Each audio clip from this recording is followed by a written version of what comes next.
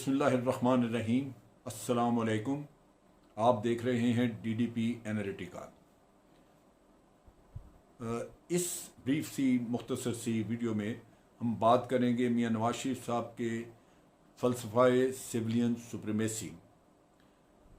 सबसे ज़्यादा चर्चा जो सिविल सुप्रीमेसी का है, ये एक मिथ के तौर पे, कहानी के तौर पे चला दिया गया और हमारे जितने भी सियासतदान हैं वो शायद इस पर यकीन रखते हैं, लेकिन सबसे ज़्यादा मियां नवाज शरीफ साहब ने इस पर बात की और फिर वही चीज़ जो है वो आगे मेरा ख्याल है उनकी पार्टी के लोग और कुछ जर्नलिस्ट वगैरह बार बार रटते रहते हैं और यही कहा जाता है कि जी सिविलियन सुप्रीमेसी होनी चाहिए। अब सिविलियन सुप्रीमेसी जो है उसका पहला जो हदफ, जो निशाना बनता है, वो कहा जाता है कि पाकिस्तान आर्मी गालिबन सिविलियन सुप्रीमेसी को चलने नहीं दे रही, यानी आर्मी के होते हुए सिविलियन सुप्रीमेसी नहीं है। मेरे ख्याल के मुताबिक ये अवाम को गुमराह करने की एक कोशिश है और झूठ बोला जाता है।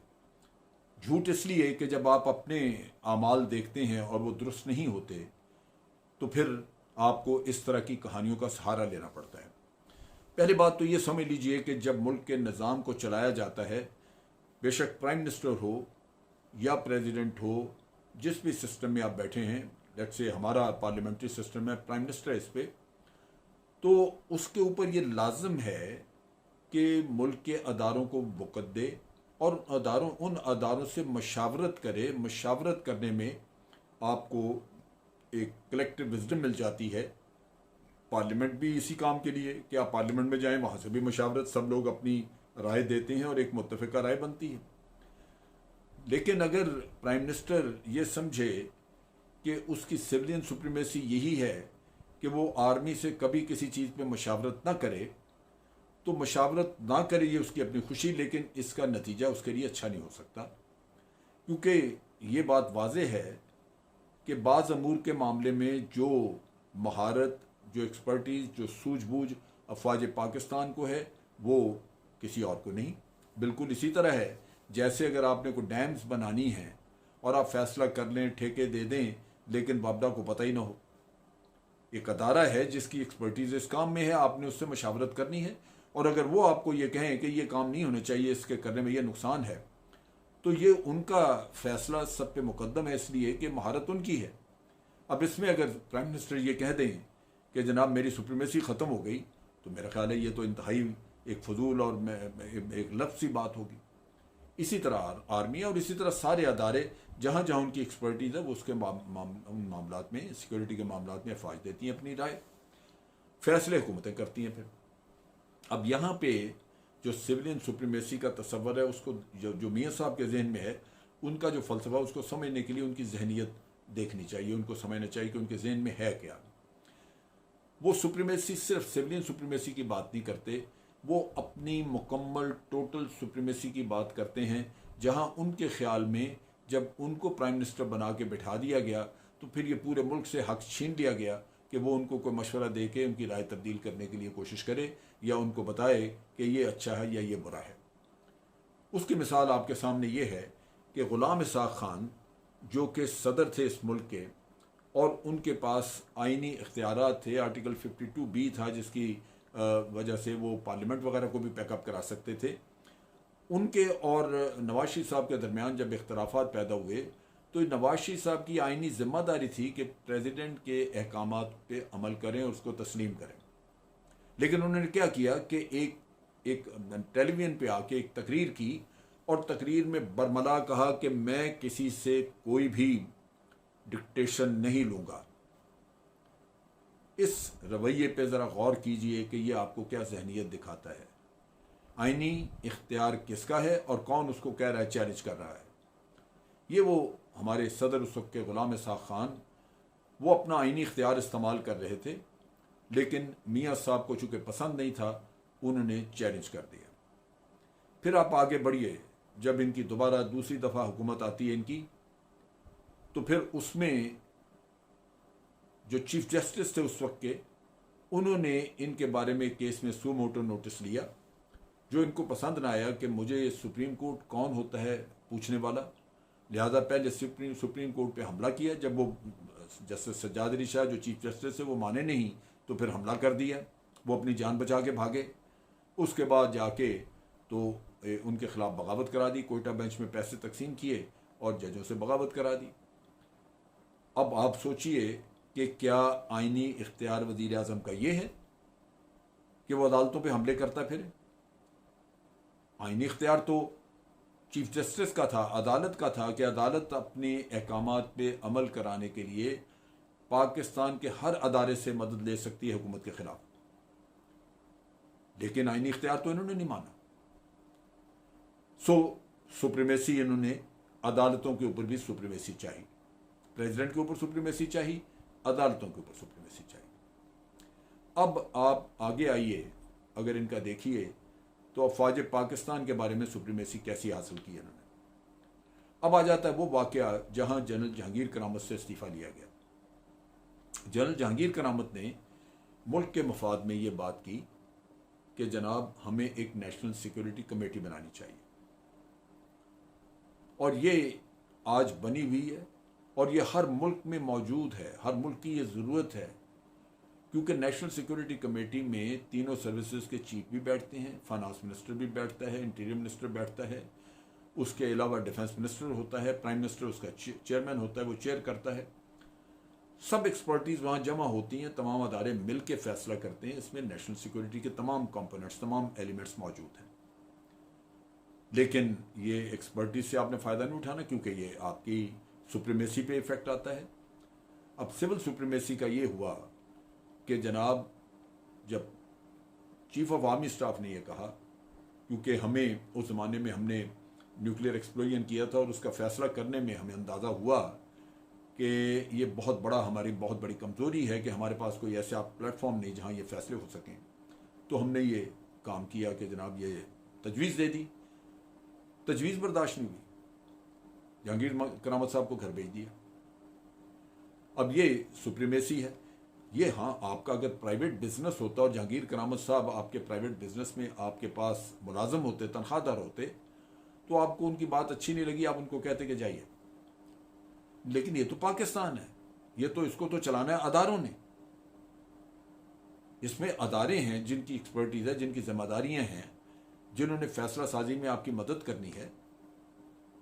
तो ये तो कोई सुप्रीमेसी ना हुई कि आपने जनाब अदारों को ही ख़त्म कर दिए, क्योंकि अदारे आपके रास्ते में रुकावट है, वो आपकी सुप्रीमेसी को दागदार करते हैं।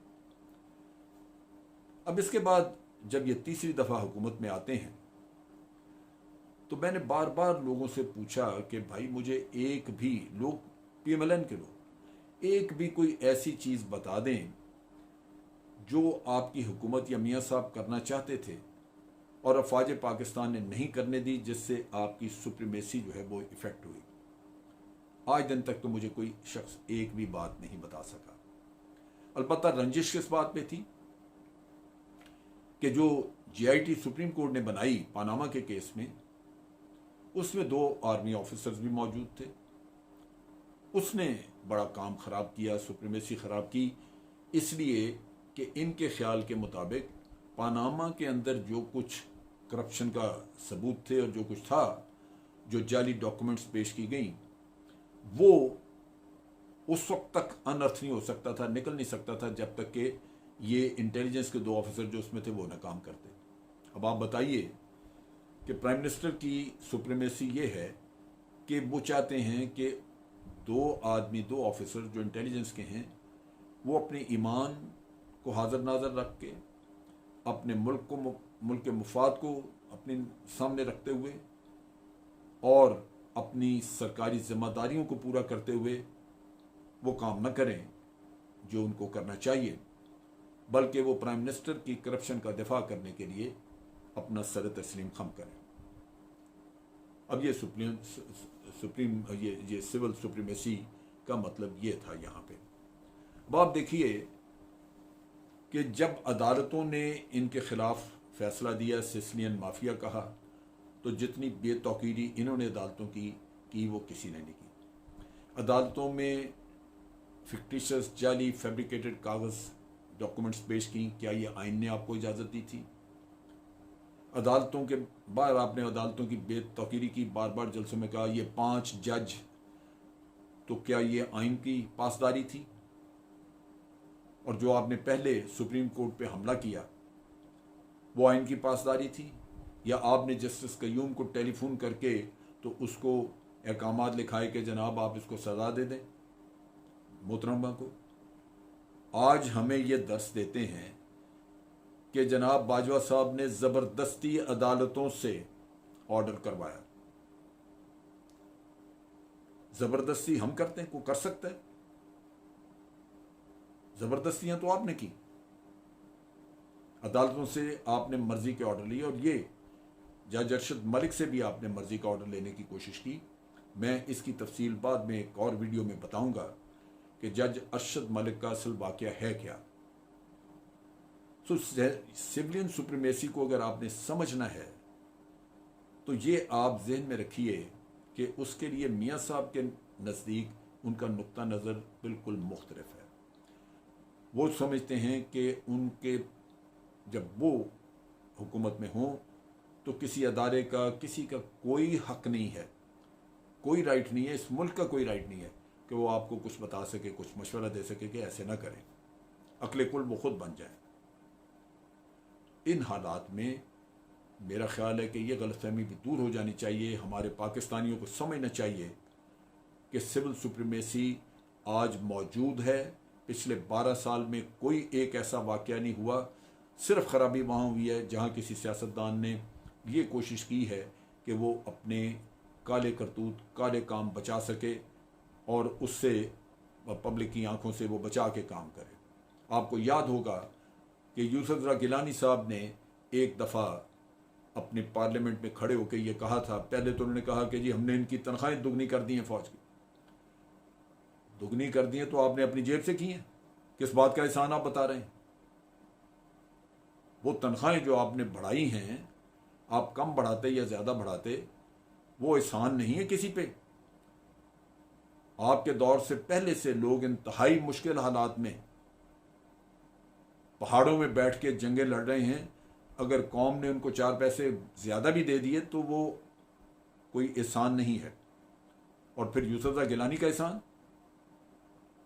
जो खुद पता नहीं वो टर्किश हमारे जो लीडर थे तैयब उर्दगान, उनकी बेगम ने जो हार लिया वो हार लेके चले गए। ये वो लोग हैं जो बात करते हैं। और फिर उन्होंने कहा कि उसामा बिन लादेन को किसने वीज़ा दिया था, ये क्यों कहना पड़ा उनको? ये भी मैं तफसील बताऊंगा किसी वक्त। ये इसलिए कहना पड़ा कि हुसैन हक्कानी के साथ मिलके दुनिया जहान के जितने ब्लैक वाटर के लोग थे वहाँ पे, अमेरिका में जितने उनको ज़रूरत थी यहाँ भेजने की, वो सैकड़ों के हिसाब से उनको वीज़े दे के यहाँ भेज दिया। पाकिस्तान पे जासूसी भी करो, पाकिस्तान के अंदर बलूचिस्तान में आप दहशत गर्दी भी कराओ, और बलूचिस्तान के अंदर से आप ईरान में भी दहशत गर्दी कराओ। ये ब्लैक वाटर थी। और जब कहा गया कि जनाब ना वीज़े दें तो कहते हैं जी आपने उसामा बिन लादेन को किसने वीज़ा, दहशत गर्द पूछ के आता है, वीज़ा दे के आता है।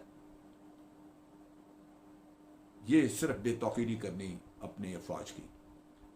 मैं कभी भी ये चीज़ नहीं भूलूंगा जो यूसुफ रज़ा गिलानी के अल्फाज थे, इंतहाई गैर ज़िम्मेदाराना, इंतहाई शर्मनाक। पाकिस्तान जिंदाबाद, अफवाज पाकिस्तान जिंदाबाद।